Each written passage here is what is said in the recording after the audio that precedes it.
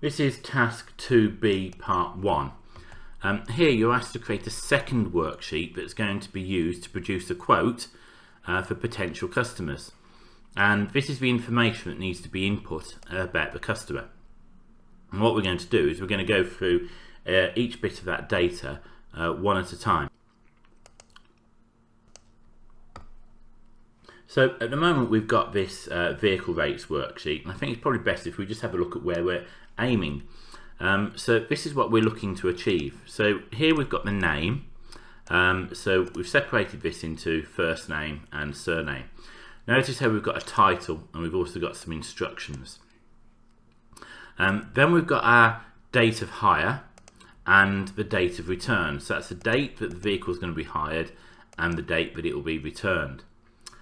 We've got a depot which needs to be selected from a drop down box, so this is where we're going to aim for, having a drop down box like this, and a vehicle type which will also be a drop down box, but it will only show the vehicles available at each depot. So if we have a look, that's Bristol, those are the ones available at Bristol. If I was to change this now to High Wycombe, look, we've got different vehicles available. Then we've got the youngest driver age.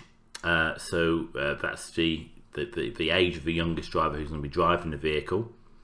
The number of accidents, that's the highest number of conviction points, so the highest number of accidents that any of the drivers have had. And then we've got the conviction points, which is from a list box where we can choose the options 0, 1 to 3 or 4 to 6.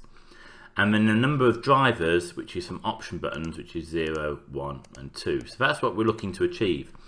Now a nice starting point is that you can put all of this in, so all the titles are ready. You can put the title and the instruction in. You can even look at part 2 and start to put in Merrick and Woodward and the date of hire, date of return.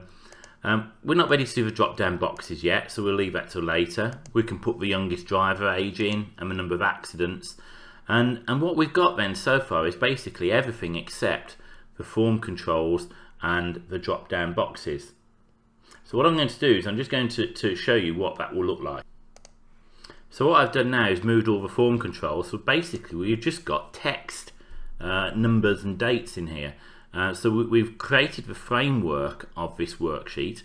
We've named it quote because the question here asks us to name it quote, so we've done that, and our next stage will be to start looking at the form controls.